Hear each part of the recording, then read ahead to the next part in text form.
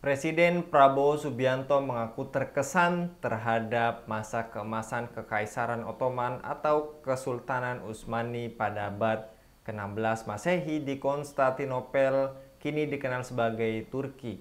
Ia menyoroti nilai-nilai penting yang dapat dipetik dari kekaisaran tersebut yang dikenal sebagai imperium multietnis yang toleran terhadap semua agama dan suku. Apakah kekaguman terhadap sistem pemerintahan Khilafah Utsmaniyah didasarkan pada kajian historis yang objektif?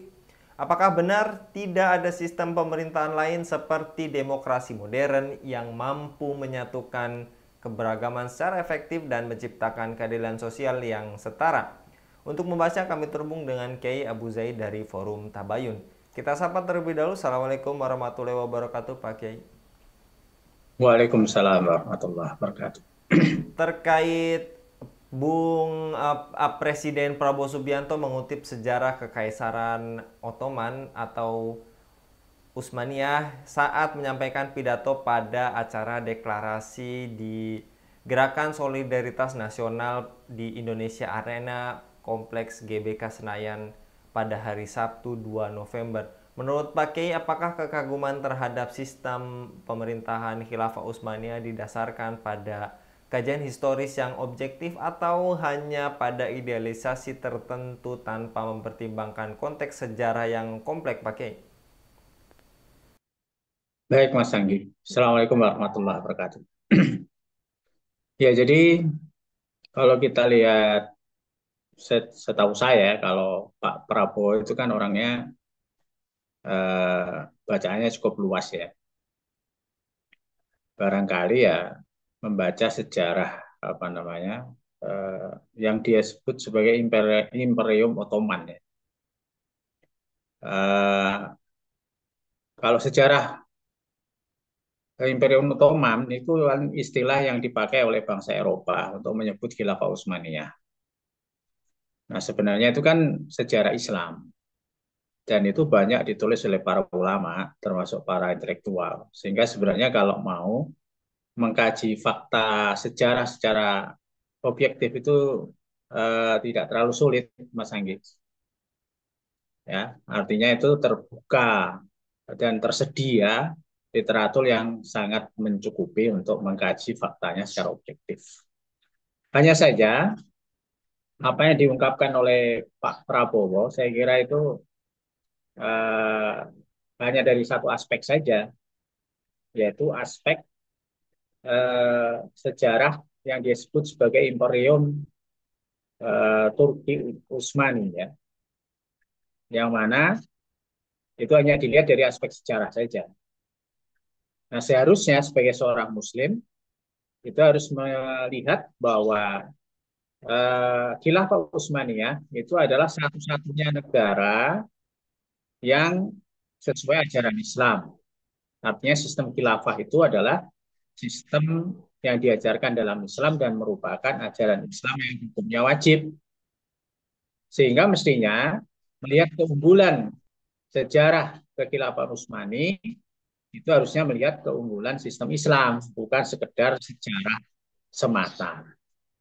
Sehingga mestinya kalau itu dipahami sebagai sistem Islam, seharusnya adalah Pak Prabowo sebagai penguasa negeri Muslim terbesar di dunia harusnya ya berupaya menerapkan khilafah itu karena itu bagian dari ajaran Islam yang hukumnya wajib.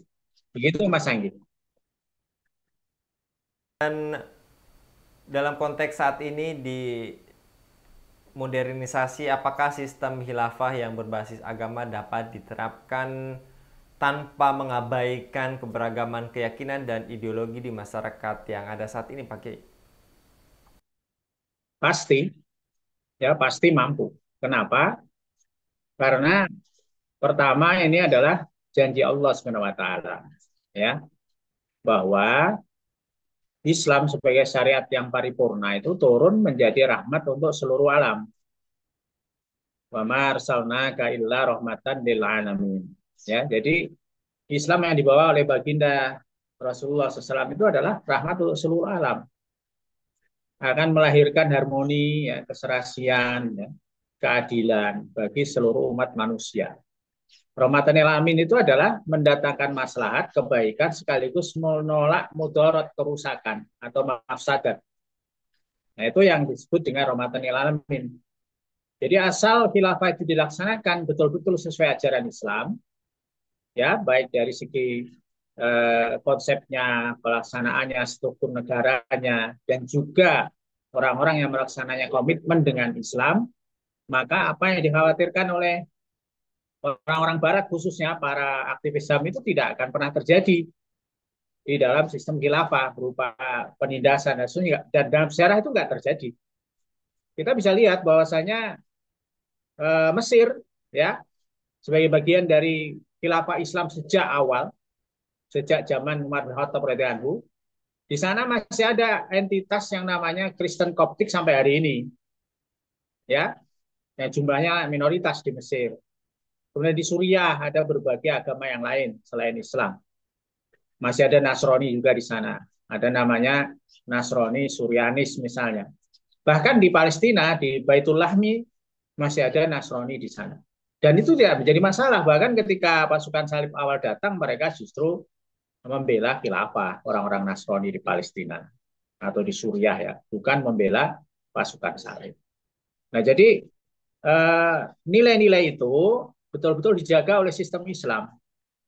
Ya, kebebasan untuk beragama, bahwa tidak dipaksa seorang pun untuk masuk Islam. Tapi bagi seorang yang sudah Muslim, dia wajib terikat dengan syariat Islam sepenuhnya. Jadi hak-hak seperti beragama, hak untuk mendapatkan jaminan kebutuhan pokok, sandang, pangan, papan, dan seterusnya, itu dijamin oleh Islam untuk semua warga negara, tidak peduli apapun agamanya, apakah dia Muslim ataukah bukan. Termasuk jaminan keamanan, pendidikan, kesehatan, juga untuk seluruh rakyat, bukan hanya untuk umat Islam. Dan itu tercermin ya di sistem khilafah manapun yang ditegakkan oleh umat Islam, mulai dari Khulafaur Rasyidin, Bani Umayyah, Bani Abbasiyah, sampai Bani Utsmaniyah atau yang disebut Imperium Turki oleh Pak Prabowo itu. Ya, jadi selalu terwujud.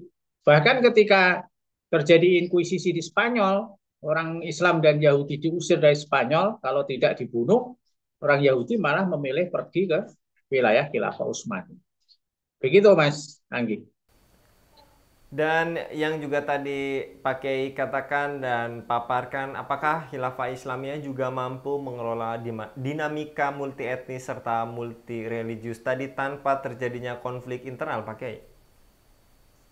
Ya itu juga pasti ya. Karena khilafah itu dari si konsep sudah jelas, syariat Islam itu tidak diskriminatif.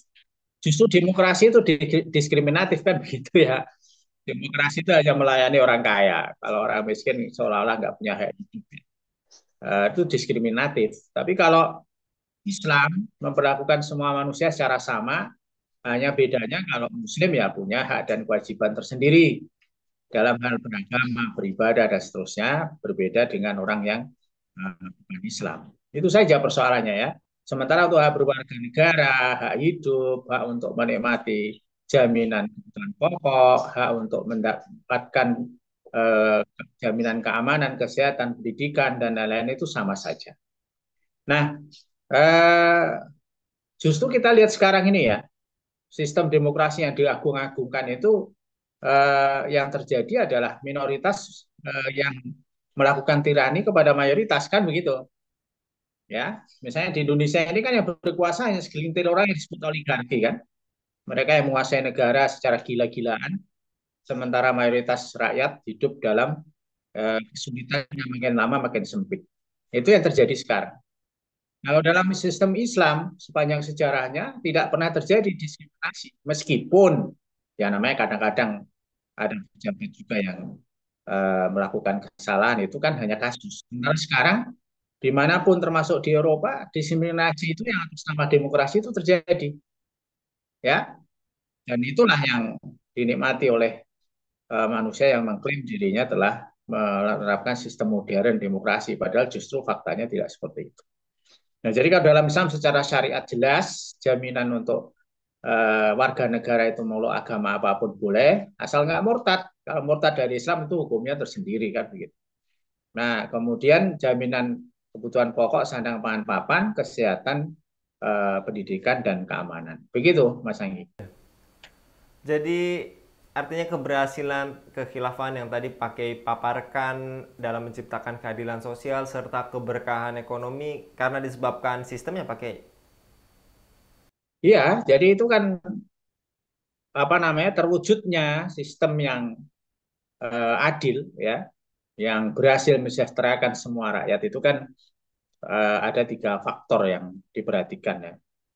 Yang pertama itu kan karena ketakwaan orang-orang yang menjalankan syariat. Syariat itu kan sistem yang dilaksanakan oleh manusia ya. Jadi ketakwaan individu, para khalifah ya, kemudian wali, gubernur dan seterusnya. Itu orang-orang yang luar biasa. Sebagaimana Umar bin Khattab radhiyallahu anhu, ya, beliau justru sangat keras kepada keluarganya dalam hal menegakkan aturan. Ya, misalnya putranya Abdul bin Umar radhiyallahu anhu itu diperintahkan untuk menjual unta-untanya yang gemuk itu karena digembalakan di tempat penggembalaan milik Baitul Mal. Kemudian diambil modalnya dan sisanya dikembalikan ke Baitul Mal. Itu yang terjadi di masa Umar bin Khattab radhiyallahu ya. Nah, jadi tidak perlu dikontrol terlalu rumit kalau orang itu bertakwa. Sebenarnya kan begitu. Kemudian yang kedua pelaksanaan syariat Islam. Jaminan Allah atas kesejahteraan manusia itu karena menerapkan syariat Islam secara kafah. Ya, jadi kan ketika syariat itu diterapkan maka yang akan datang itu adalah keberkahan. Ya, walau anna ahlal qura amanu wattaqau la fatahna alaihim barakatim minas samai wal ardh kan begitu ya. Jadi kalau benar-benar penduduk satu negeri itu beriman dan bertakwa, maka Allah akan membukakan barokah dari langit dan bumi, yaitu dengan penerapan syariat Islam secara kafah untuk individu, masyarakat, dan negara. Maka akan adanya berkah dibukakan oleh Allah dari langit dan bumi. Nah, kemudian yang ketiga adanya kontrol masyarakat, ya. Muhasabah dari masyarakat untuk para penguasa khususnya. Ya, umat Islam diperintahkan untuk melakukan muhasabah koreksi kepada para penguasa. Bahkan didorong dengan imbalan sebagai sayyidus syuhada. Bahkan disebut sebagai afdolul jihad. Afdolul jihad di kalimatu adlin inda sultanin jairin. Dalam hadis riwayat Imam Abu Dawud. Jihad yang paling utama ialah menyatakan kebenaran di hadapan penguasa yang zalim. Jadi itu Mas Anggi, kenapa sistem Islam dalam hal ini khilafah sebagai ajaran Islam yang wajib diterapkan itu berhasil mewujudkan keamanan, kesejahteraan, kemakmuran untuk semua orang. Begitu insya Allah. Baik, Masya Allah pakai. Jadi memang sistem pemerintahan khilafah yang menerapkan Islam secara kafah memang sangat menakjubkan ya pakai. Jazakallah sekali lagi pakai. Mudah-mudahan pakai senantiasa dilindungi oleh Allah Subhanahu wa taala dalam setiap aktivitasnya. Demikian pemirsa Khilafah News, dukung dengan subscribe, share, dan like. Semoga menjadi kebaikan bagi kita semua di dunia dan di akhirat. Saya Anggi Suwarnadi undur diri. Assalamualaikum warahmatullahi wabarakatuh.